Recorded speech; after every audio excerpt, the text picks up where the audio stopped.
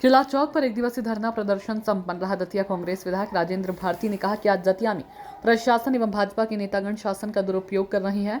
उन्होंने यह भी कहा कि आप 70 साल का हिसाब मांगते हैं, आप हमको यह बता दीजिए आरएसएस एवं भाजपा के नेताओं का देश की आज़ादी में क्या योगदान रहा। आज दतिया में जनहानि हुई है, इसके जवाबदार सिर्फ नगरपालिका प्रशासन जिम्मेदार है।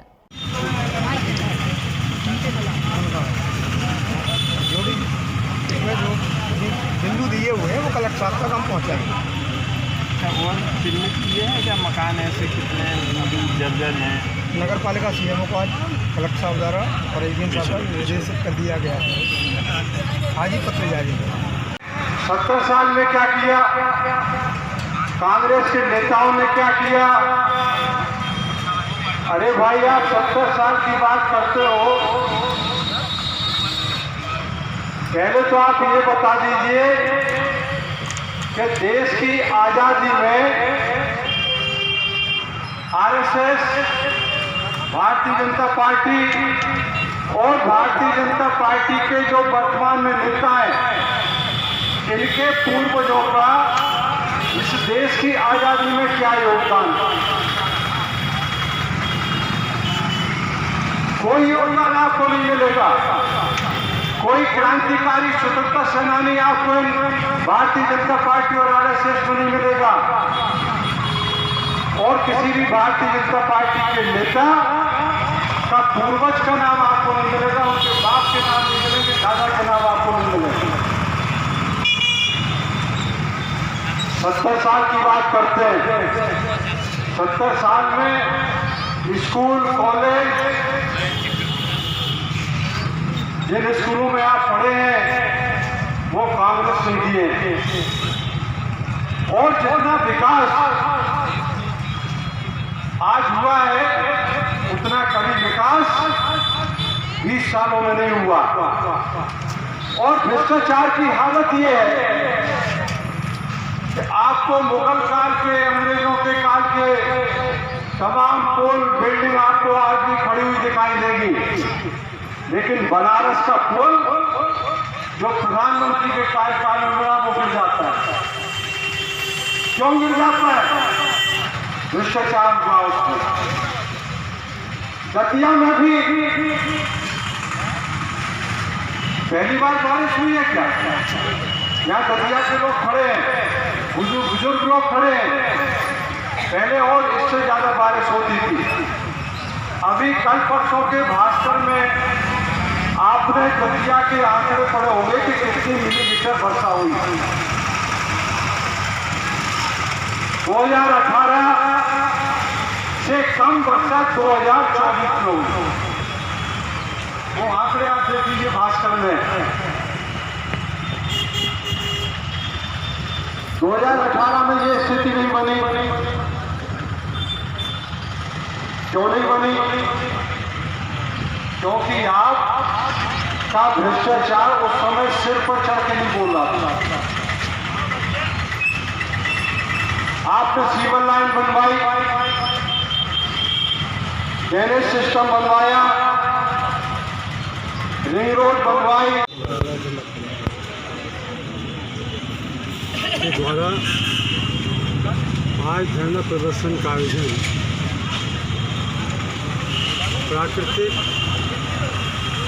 और अधिकारियों के द्वारा मानवजनित जो आपदा और संकट पैदा किया गया है, और उस कृत्रिम संकट से पैदा होने के कारण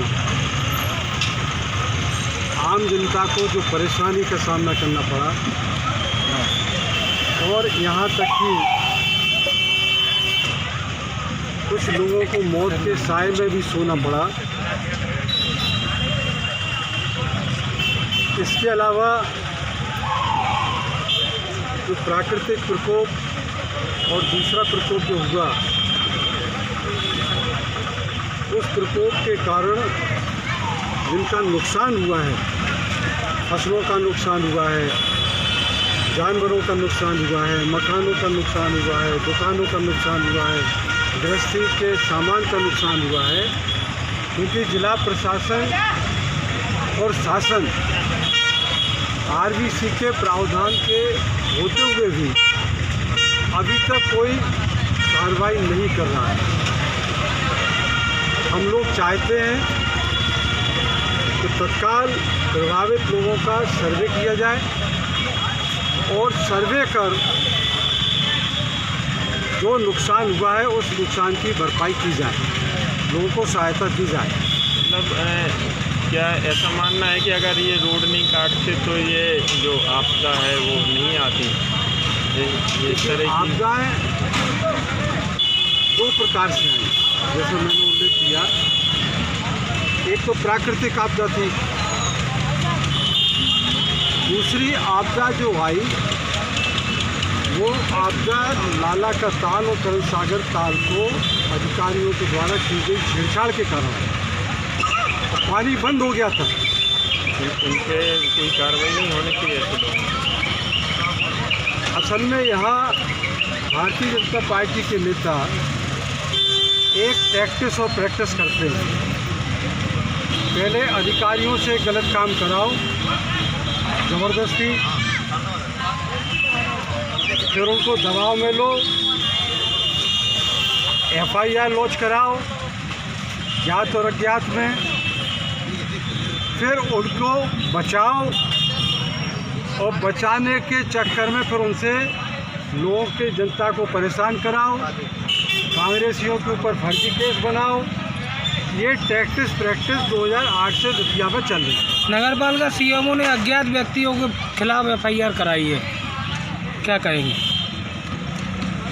कि जो जैसा कि मेरे अलावा पूरे दतिया ज़िले की जनता ने, मध्य प्रदेश की जनता ने मीडिया के माध्यम से देखा है, समाचार पत्रों के माध्यम से पढ़ा है, फोटोग्राफ्स देखे हैं और मीडिया ने लिखा है कि ये नगरपालिका के द्वारा काटे गए, सड़क काटी गई।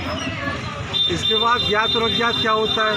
वहाँ कैमरे भी लगे हुए हैं, क्या उनकी जांच होगी? जांच पुलिस को करना चाहिए, पुलिस का अनुसंधान कार्य है, पुलिस को जांच करना चाहिए। सीसीटीवी कैमरे, ऐसा ना हो कि एक अनुसूचित जाति के लड़के को पकड़ा था मंदिर से,